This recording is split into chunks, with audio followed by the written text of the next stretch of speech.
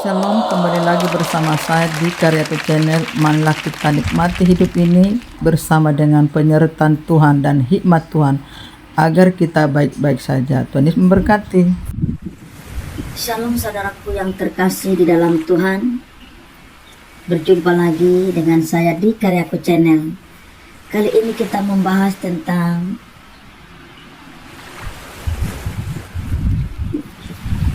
dua suara Roh Kudus. Hal ini di dalam Kisah Para Rasul pasal 21 ayat 1 sampai 14. Boleh dibaca supaya tahu apa peristiwa yang terjadi di sana. Saudaraku, agak sulit kita mengambil keputusan apabila itu Roh Kudus yang berbicara. Namanya pilihan, tentu kita akan mengalami suatu keraguan dan kebimbangan. Tetapi apapun menjadi keputusan kita, tetap ada resiko atau konsekuensinya yang harus diterima. Hal ini Rasul Paulus telah membulatkan hatinya untuk pergi ke Yerusalem dalam perjalanan, tepatnya ketika ia dan rekan-rekannya singgah di Tirus dan di Kaisare. 2 kali ia diberi nasihat yang terkesan aneh. Yang pertama, nasihat pertama datang dari murid-murid Paulus oleh kuasa roh. Mereka menasihati Paulus untuk tidak pergi ke Yerusalem. Yang kedua, nasihat dari orang-orang di rumah Filipus atas perkataan Roh Kudus juga melalui Agabus membawa Paulus akan diikat dan diserahkan. Mereka meminta agar Paulus tidak pergi ke Yerusalem. Tentu ini sangat sukar dan dilema bagi Paulus untuk mengambil keputusan. Kedua nasihat itu sama-sama berasal dari Roh Kudus. Lalu ketika Paulus tidak menuruti nasihat tersebut, apakah itu artinya ia tidak mentaati Roh Kudus? Tentu saja tidak. Pasalnya nasihat tersebut bukanlah perintah, melainkan pemberitahuan bahwa Rasul Paulus akan mengalami penderitaan yang besar. Dan juga suatu bentuk perhatian dari murid-murid dan rekan-rekan yang mengasihi dia. Rasul Paulus dihadapkan dengan dua pilihan yang tidak salah. Masalahnya, kedua pilihan itu berasal dari Roh Kudus. Pilihan yang satu adalah menghindari risiko, sedangkan pilihan yang satunya lagi adalah mengambil risiko.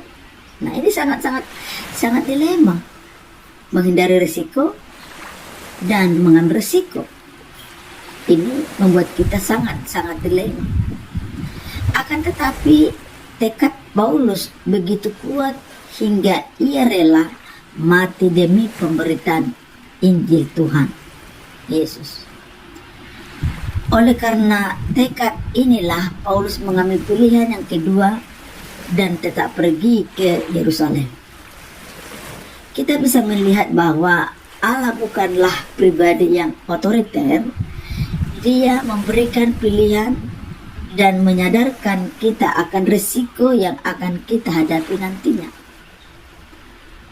Tentunya dalam kehidupan kita sebagai anak Tuhan, kadang-kadang kita diberi pilihan. Apakah kita mau tinggal dalam zona nyaman dan melayani Tuhan? Seandainya atau mengambil langkah lebih jauh dan menghadapi risiko demi pelayanan Tuhan yang lebih luas. Tentunya pilihan untuk terus maju dan percaya kepada kehendak Tuhan adalah pilihan yang paling tepat. Saudara yang terkasih dalam Tuhan, marilah kita belajar untuk berlapang dada ketika kita mengambil keputusan sesuai dengan yang kita mau. Ada risikonya. peristiwa yang dialami Rasul Paulus, apakah kita bisa menerima seperti itu atau mengikuti jejaknya Rasul Paulus? Tentu tidak banyak orang yang akan mengambil keputusan yang diambil oleh Rasul Paulus, mengambil resiko. Lebih banyak di antara kita orang percaya nyaman di dalam suatu kenyamanan, sehingga kita mengabaikan sesuatu yang membuat kita itu mengalami resiko. Tidak semua memiliki pemikiran seperti Rasul Paulus yang mau menerima resikonya. Dan ini fakta yang dilihat di lapangan. Dia tidak mau mengambil resiko. Kebanyakan orang nyaman di dalam zona nyamannya, sehingga tidak mau mengambil resiko.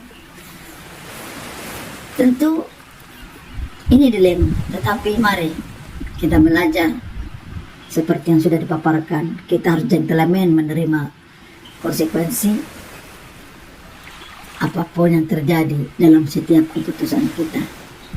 Saudara yang terkasih, ketika kita mengalami suatu benturan di dalam pelayanan kita, di tengah-tengah perjalanan hidup kita, maka kita harus siap menerima resiko apapun itu. Dengan lapang dada, kita menyadari apa yang sudah kita putuskan, dan kita tetap menyadar bahwa kita perlu pertolongan Tuhan. Kita tetap berharap kepada Tuhan supaya Tuhan memulihkan, menguatkan, memampukan, serta menghiburkan kita di dalam derita yang kita alami ketika kita mengambil keputusan dalam mengambil resiko. Saudaraku yang terkasih dalam Tuhan, marilah kita terus-menerus dalam keterhubungan dengan Tuhan. Apabila seperti yang dialami Rasul Paulus, kita pun bisa kuat, kita pun bisa bertanggung jawab di setiap keputusan. Demikian pemaparan pada saat ini dalam firman Tuhan, Kisah Para Rasul pasal 21 ayat 1 sampai 14. Mari kita didewasakan iman melalui peristiwa ini. Terima kasih, Tuhan Yesus memberkati. Shalom.